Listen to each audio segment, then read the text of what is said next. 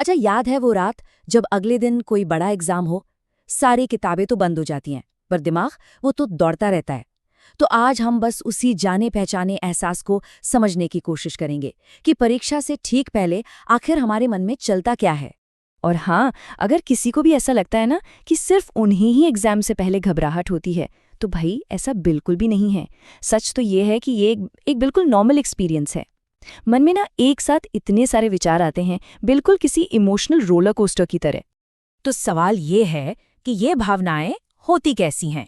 देखिए, एक तरफ तो मन में डर होता है कि अरे यार, क्या मैंने सब कुछ पढ़ लिया? और फिर अगले ही पल दूसरी तरफ से एक उम्मीद भी जागती है कि नहीं, मैंने मेहनत तो की है, सब अच्छा ही होगा। बस यही चिंता और उम्मीद की जो खींचतान है ना, वो लगातार चलती रहती है। तो चलिए सबसे पहले बात करते हैं इस चिंता और घबराहट की। ये शायद सबसे कॉमन फीलिंग है ना? अब सोचिए, ये चिंता आती कहाँ से है? इसकी शुरुआत होती है बस एक छोटे से सवाल से जो बार बार मन में घूमता रहता है। क्या मेरी तैयारी पूरी है?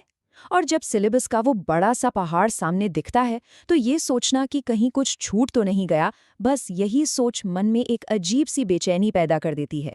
और मजे की बात यह है कि ये चिंता सिर्फ सोच तक नहीं रहती, इसका असर सीधा हमारे शरीर पर भी पड़ता है। कई बार होता है ना कि रात के 3 बज गए हैं पर आंखों में नींद ही नहीं है।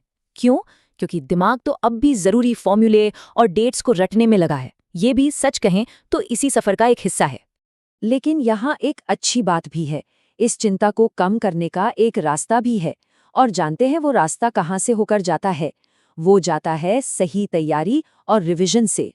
तो इस वक्त सबसे ज्यादा काम क्या आता है? बस 2 चीजें। पहली, अपने बनाए हुए नोट्स को बार बार दोहराना।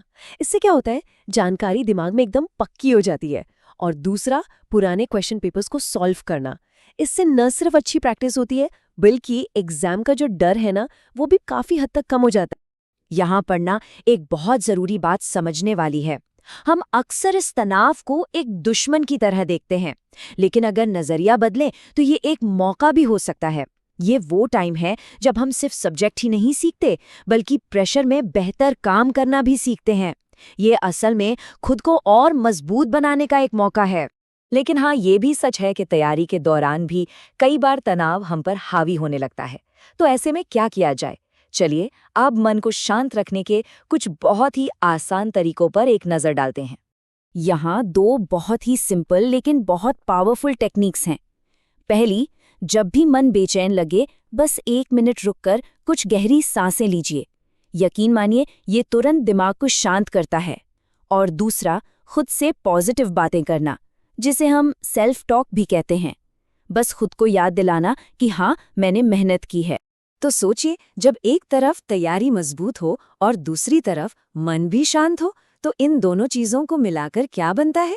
आत्मविश्वास, यानी कॉन्फिडेंस। और यही हमारी मंजिल का आखिरी और सबसे जरूरी पड़ाव है।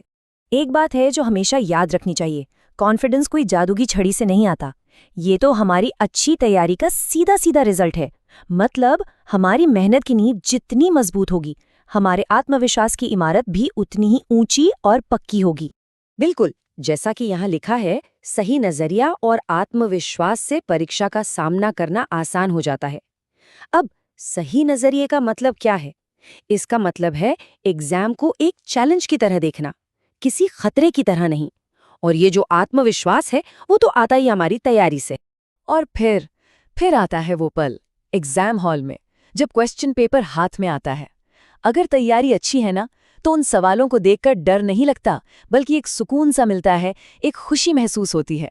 और बस यही वो एहसास है जो बताता है कि हमारी मेहनत सफल हो गई। तो बस आखिर में यही याद रखना है कि अगर मेहनत की गई है तो खुद पर भरोसा रखना सबसे जरूरी है, क्योंकि मेहनत कभी भी बेकार नहीं जाती और सफलता जरूर मिलती है।